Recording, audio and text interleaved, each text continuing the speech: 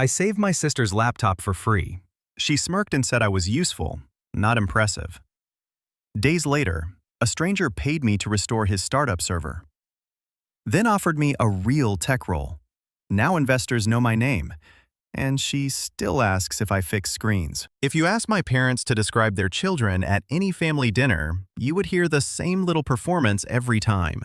They would start with Emily, of course. Emily was the achiever. Emily was the valedictorian. Emily had the MBA.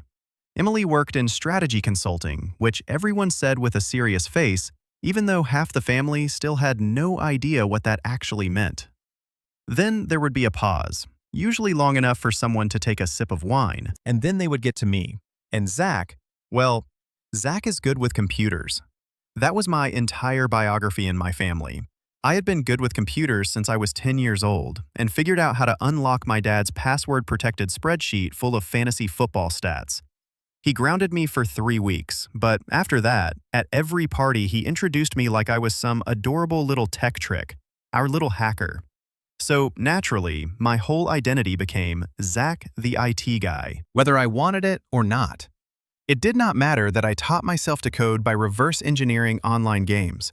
It did not matter that I could bring a bricked motherboard back with tweezers, patience, and blind hope. It did not matter that I built an app in high school that our local bakery still used to track inventory, and all I got for it was a $25 Panera gift card. None of that ever seemed to carry the same weight as Emily's LinkedIn posts about disrupting the future of logistics or empowering cross-functional innovation. Whatever that meant. To be clear, Emily was not evil. She was just engineered for applause. Everything she did was optimized for maximum praise. School awards were photocopied and framed. A new job became a Canva infographic. Once she got stuck in an elevator and somehow turned it into a viral thread about resilience. I once posted a meme about Wi-Fi passwords and lost 4 followers. The strange part was that I did not even fully resent her. Not really. I just got used to the idea that in my family, utility was my love language. If I fixed the printer, I got a thank you. If I installed the router, I got dinner leftovers. That was the full reward system. So when Emily dropped off her laptop one Saturday morning with a casual request for me to look at it because it was making a weird clicking sound and she had a strategy call in about 2 hours, I did not question it. I just nodded, took the laptop, and started diagnosing it while she scrolled through Instagram on my couch like it was her emotional support chaise lounge. The laptop was a disaster. Dust was caked inside, the hard drive was failing. The software updates were so overdue that I was pretty sure the last proper restart had happened during the Obama administration. I spent 2 hours cleaning it, backing it up, swapping in a new SSD, reinstalling her apps, and organizing her desktop so it did not look like a digital junkyard. I even replaced her charging cable because hers was being held together by hope and scotch tape. When I handed the laptop back, she barely looked up. She said thanks, then told me I was super useful. I blinked and asked if that was it. She smiled like she had just given me a compliment and said she meant it. I was useful. Not impressive, but useful. Then she left. No thank you note, no wow, you saved my life. No real appreciation. Just that smug little nod people give a barista when their coffee order is correct. Useful, not impressive. I did not say anything. I did not snap back. I just sat on the edge of my coffee table, holding her old charger like it was a severed tether to the last shred of dignity I had left. Because that was the moment it hit me. I had spent years giving away my skills like party favors. Friends, family, neighbors, everyone who needed tech help came to me with cracked screens, slow Wi-Fi, frozen laptops, forgotten passwords, and panicked messages. I helped because it felt good to be needed. But now it felt different. Now it felt like everyone had me filed under Zach Functional Appliance. No one cared how much I knew, no one cared how hard I worked, no one cared that I was trying to launch a real freelance business, fixing back-end systems instead of just resetting Aunt Marlene's Facebook password. They only knew I would say yes, show up, and do it for free. That night I could not sleep. Not because I was angry, although I definitely was, but because something inside me shifted. It was a small flicker of a thought I had not let myself believe in years. What if I stopped being useful for free? What if, instead of fixing Emily's messes for compliments she did not even mean, I focused on people who actually saw what I could do? I did not know what that would look like yet, but I knew I was done being unpaid tech therapy. So, I rewrote my freelance site. I rebuilt my portfolio. I reposted my availability on a couple of forums. I even added emergency weekend support. But this time, with a rate. At 2:13 a.m., the first email came in. The subject line said the server was down and urgent. The sender was a name I did not recognize, but that email became the start of everything. The message was short, frantic, and written like someone had just spilled Red Bull on their keyboard. They had found my profile on Freelance Tech Now. Their internal servers were offline. They were locked out of everything. Their CTO was spiraling. They asked if I could help that night. They said they would pay. They practically begged me to respond. It was signed Sean D. No last name, no company name, just desperation. Normally, I would have waited until morning, but something about the chaos felt different. For once, someone was treating a tech failure like the emergency it usually is. So I called. He answered on the second ring and asked if I was Zach. I told him it depended, and asked if this was a server fire or a metaphorical fire. I heard a breath of relief on the other end. He said I was real, and that was good enough. He told me to come over. He gave me the address of a co-working space downtown and said the door would be open. I packed my kit, grabbed a hoodie, and left. The building was barely lit, the kind of startup dungeon with exposed brick, free LaCroix, and a ficus on life support. Unit 207 had its door propped open with a portable whiteboard that said, "Hustle harder." Inside were 5 people, 2 laptops, 1 blinking server rack, and 1 guy in a beanbag muttering affirmations to a UPS battery. Someone asked if I was Zach. I nodded and figured he must be Sean. He looked like the physical manifestation of a group text with wild hair, a half-zipped hoodie, and 2 phones in his hands like he was coordinating a crisis from every direction at once. He told me he did not even care if I fixed it, because just knowing someone had shown up was huge. I told him that was not alarming at all. A few people chuckled, and that was a good sign. I crouched next to the rack-mounted server and asked him to walk me through what had happened. No jargon, like he was explaining it to his mom. Sean gestured wildly and said they had pushed a dashboard update. Everything froze, the backups glitched, they lost admin access, and the dev environment collapsed right before an investor presentation the following week. Everything was broken. I told him it sounded like they had tried to update their outfit and accidentally set the closet on fire. Someone handed me a soda. I did not drink it because I needed both hands, but the gesture felt weirdly respectful. Over the next few hours, I isolated the corrupted boot sector, reset admin privileges, restored the backups, and rerouted everything to cloud redundancy, with actual alerts this time. It was not flawless, but it was clean. At 2:14 a.m., the dashboard came back online. The team let out a collective gasp, like I had just revived their entire startup. The guy from the beanbag clapped. Someone handed me a cold sandwich and said, "Welcome back from the trenches." I took a bite. It was not gourmet, but it tasted like validation. Sean sat next to me on the edge of a desk, and his energy shifted from pure panic to grateful exhaustion. He told me he was sending double the payment, and if I was open to it, they had more work. Not just emergencies, real stuff. I blinked and told him I was open. We exchanged information, and as I packed up and left, something stayed with me. It was not just the adrenaline or even the money. It was the silence, the good kind. No one made me feel like a vending machine for tech fixes. No one handed me guilt in exchange for gratitude. They saw me work, they paid me, they respected it. This was not like fixing Emily's laptop or installing my mom's smart TV. This felt like the first time someone thought what I did was impressive. 3 days after I brought Sean's server back online, I got a text at 6:42 a.m. It was from the contact I had saved as Sean Startup Chaos. He asked if I was awake, and also if I did front-end cleanup because their UI guy had rage quit. I blinked at my phone. Then I blinked again because I was not sure which part to process first. The fact that I had saved someone in my phone as Startup Chaos, or the fact that I apparently had a job offer before coffee. I typed back that I was technically awake, that it depended on how bad the UI was, and that yes, I did clean up because I basically majored in cleanup. 30 seconds later, my phone rang. Sean was already talking in fifth gear. He said they needed someone who did not panic, could read garbage code, and did not think debugging was beneath them. I told him that was basically my whole personality. Then I asked what had happened to their UI guy.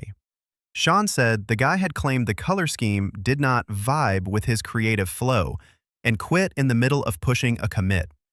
I shrugged on a hoodie and told him to send me the files. He did. He also paid me before I started, like a real adult. I nearly cried. I spent the next 5 hours in a flow state. Their front-end code was heinous. Inline styles were nested like Russian dolls. Classes were inconsistent. There was a rogue dark mode toggle that straight up turned the footer into Comic Sans. But I loved it. This was my zone. This was my version of a spa day. When I sent it back, Sean replied that it looked human now. Then he asked if we could talk about something. I paused because that was the kind of text you got right before either a breakup or a job offer. We met at a Vietnamese place a few blocks from my apartment. Sean showed up in the same hoodie I had seen him wear on server night, which confirmed two things. He definitely lived in that hoodie, and this was not a corporate meeting. It was something else. He ordered a banh mi, 2 spring rolls, and no drink because, according to him, hydration was a scam. Then he got right into it. He said their team was not exactly traditional, and I had probably figured that out. I asked if he meant the CTO who spoke to power strips. Sean nodded solemnly and told me that was Jake, and he was also their security lead. I should not let the whispering fool me, because Jake had once spotted a data breach using nothing but a gut feeling and a weird log file timestamp. I smiled and said I respected that. Sean told me they had burned through 4 freelancers in 6 months. Most of them wanted portfolio credit and a chance to collaborate on product vision. I just showed up and fixed things. They needed that. Not glam, just glue. Glam versus glue. He probably did not mean it as a life-changing compliment, but it was the nicest thing anyone had said to me in a long time. He continued by explaining that they were building something that might actually take off. It was an early-stage startup. Seed funding had landed last quarter. They were in the prep phase for Series A. They needed someone technical, flexible, and too busy working to post vague quotes on LinkedIn. I told him I did not own a ring light, so I qualified. He leaned in and said they were not offering full-time yet. Not until they closed the round, but they wanted retainer work, recurring work. They wanted me to be their go-to.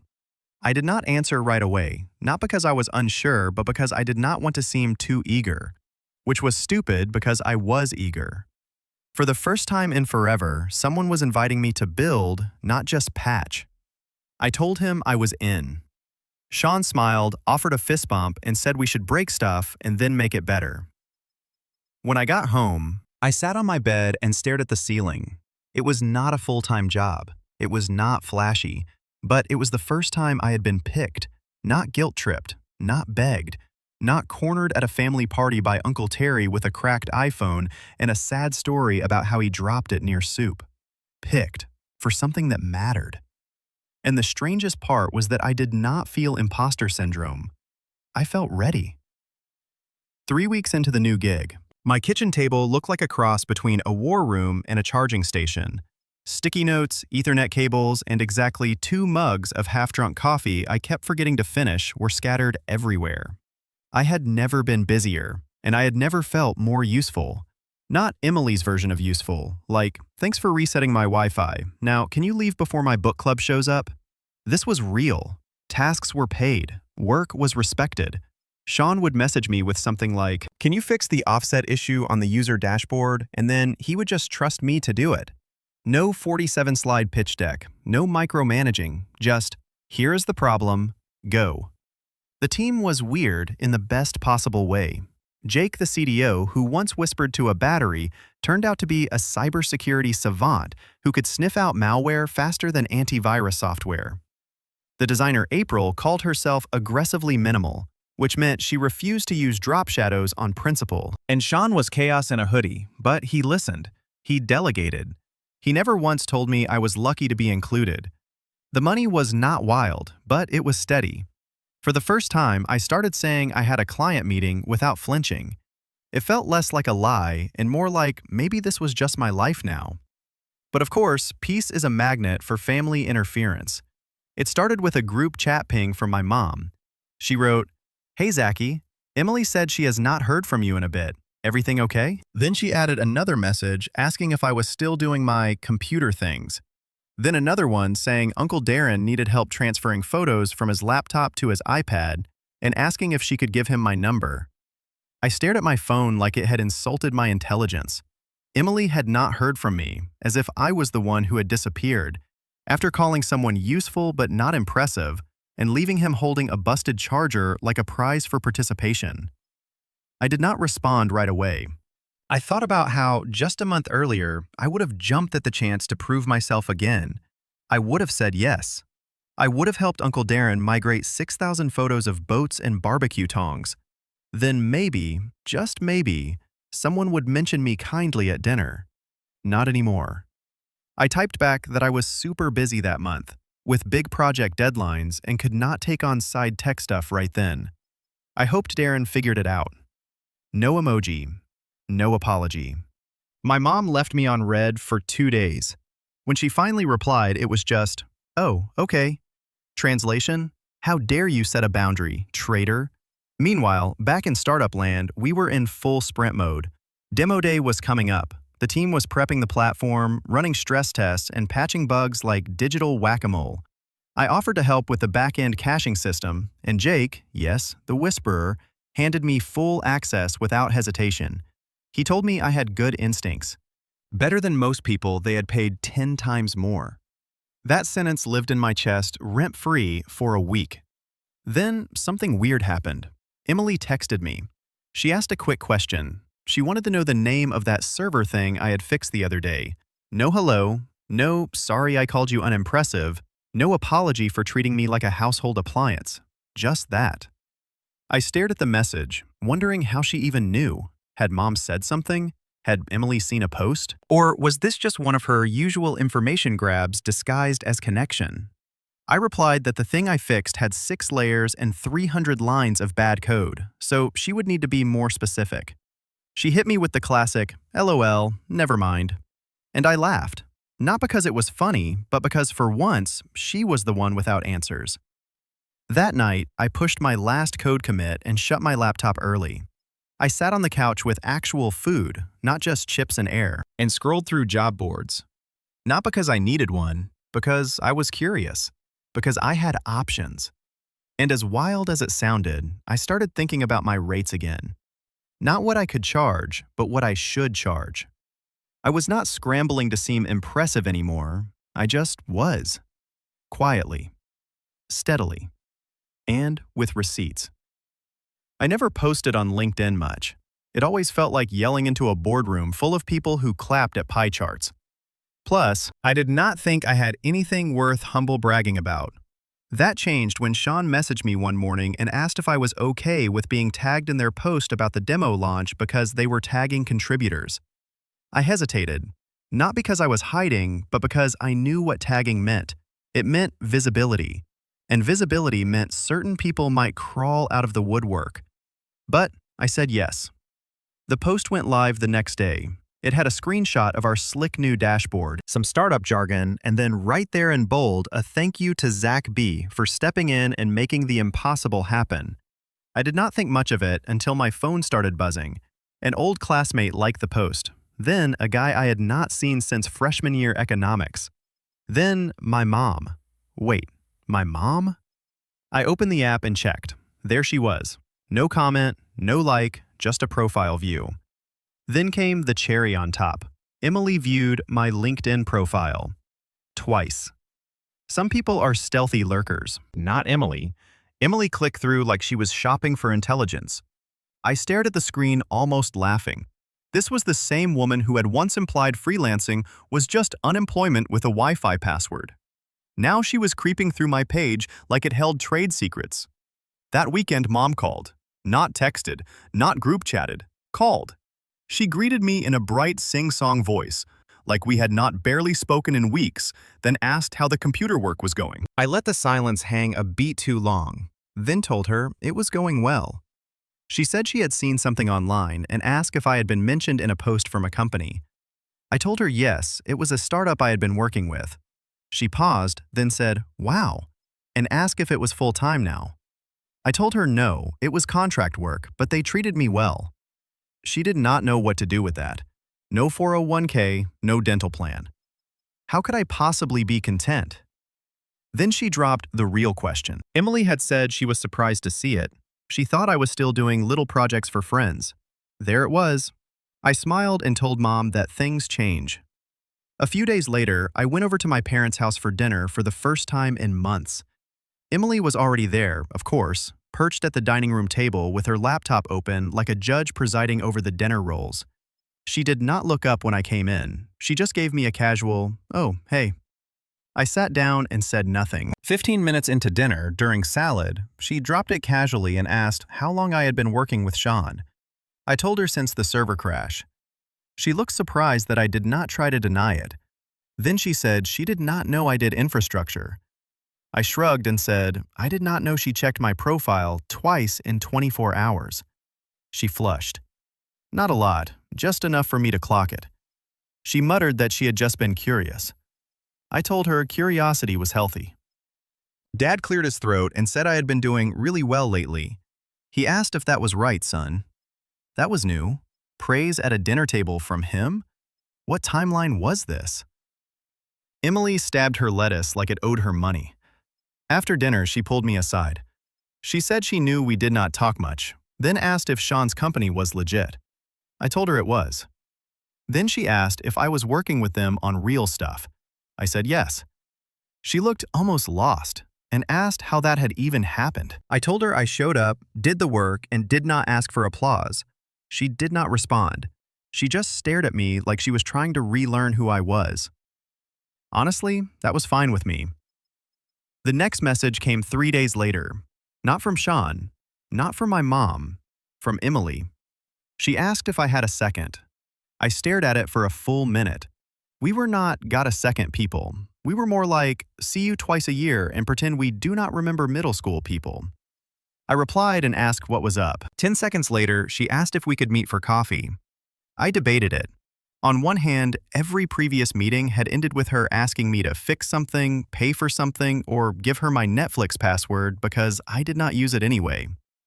On the other hand, curiosity, and, okay, a little petty satisfaction. So I said yes. We met at a trendy cafe she liked, where the cappuccinos had leaf art and the chairs were designed by someone who hated backs.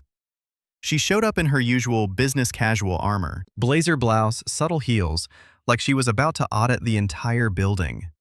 I showed up in a hoodie and jeans with a coffee stain that told the story of my 8 a.m. bug fix. She thanked me for meeting her. I said, no worries, and sipped something overpriced. She cut right to the chase. She told me she had been freelancing a bit too, consulting on the side, and a startup had reached out to her about brand strategy. Then she said they had mentioned my name. My eyebrows went up. She said they told her I came highly recommended, that I had been helping build their backend and that the system actually ran smoothly now. I told her that sounded like me. She hesitated. Then she said words I never expected to hear from her mouth. They had asked if she wanted to come on for a rebrand project, but she realized she did not know much about their infrastructure. She thought maybe if she and I collaborated, we would make a stronger pitch. I blinked. Not because of the offer, but because she was presenting it like we had always been a team, like we had a history of mutual respect and sibling synergy. I asked if she wanted to pitch together. She said she figured they already trusted me and she could bring the design and communications angle. She thought it would be mutually beneficial.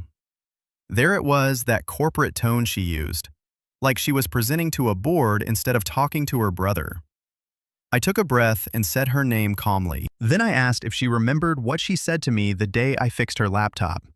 She blinked and said, no. I reminded her that she called me useful, not impressive, then left without a thank you. Her lips tightened for just a flicker. She said she had not meant it like that and that I knew how she got when she was stressed. I told her that when she was stressed, she said what she actually thought. She looked annoyed and said that was not fair. I told her it was not unfair, it was accurate. We sat there for a moment while the cafe suddenly felt too quiet. Then I leaned forward and told her I did not think working together was a good idea. Not because I could not work with her, but because I had finally built something that did not involve chasing validation. Teaming up with her felt like a step backward. She sat back like I had slapped her with a resume. She muttered, "Wow." I added that I was not angry, I just did not need this, or her, not in that way. She did not reply. Eventually, she stood up, straightened her jacket, and wished me luck. But the tone was not condescending this time. It was confused. Later that night, Sean texted me and asked if Emily had reached out because she had CC'd me on something earlier then unsent it. I laughed and told him we had coffee. He asked if the vibes were weird. I told him she was learning that I did not just fix screens anymore. The platform went live on a Wednesday. There was no soft launch, no quiet beta, just a full-throttle announcement on social media, followed by demo videos, client testimonials, and a polished highlight reel featuring snappy music and screenshots of features I had spent the last 2 months fine-tuning at 2 in the morning. The startup's post exploded. A mid-tier tech blog picked it up. One of the VC partners retweeted it with fire emojis. The comment section filled with phrases like, "Finally, someone built this right," and "seamless user experience." Sean tagged everyone. Every developer, every designer, every consultant, including me.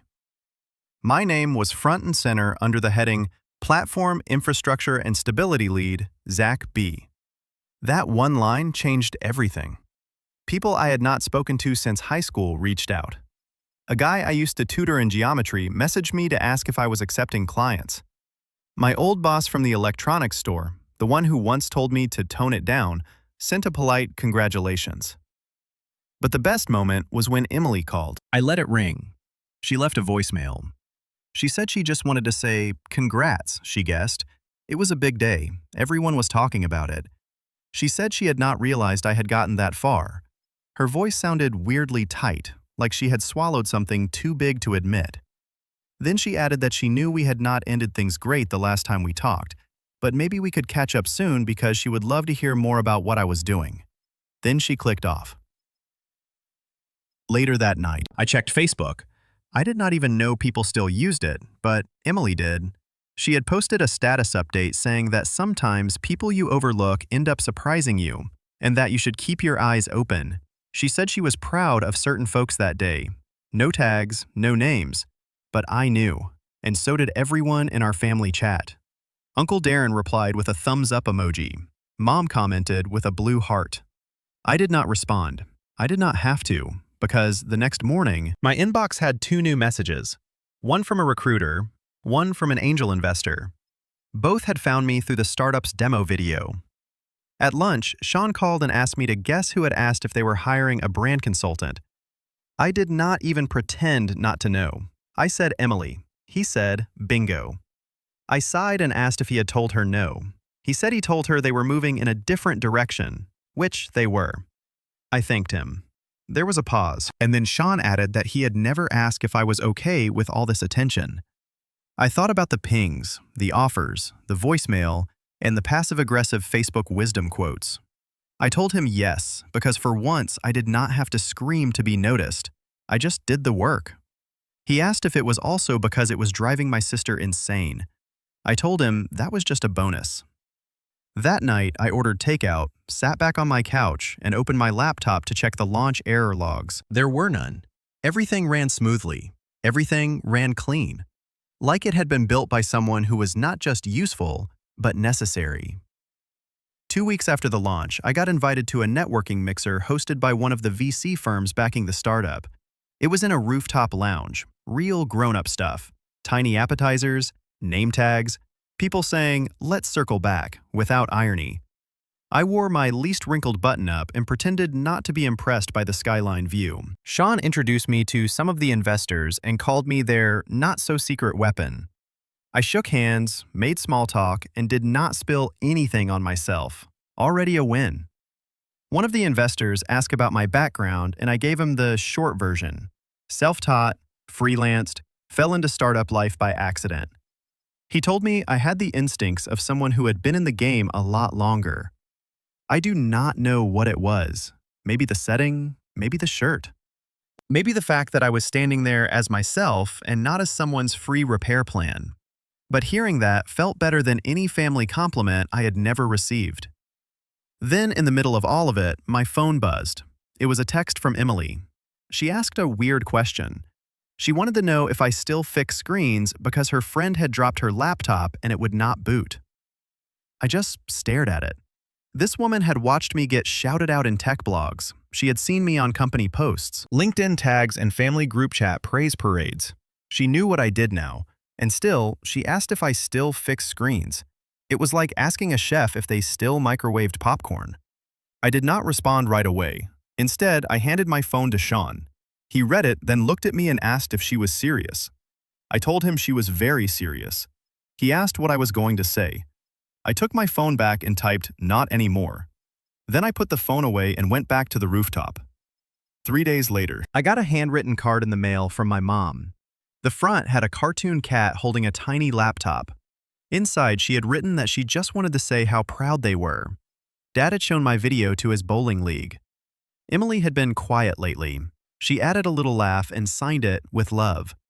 I put the card on my desk next to my new onboarding packet because Sean had just offered me a lead role, full-time, head of infrastructure. And no one, not Emily, not mom, not some sad family group chat, could reduce that to useful. Because now I was not just fixing broken stuff, I was building it.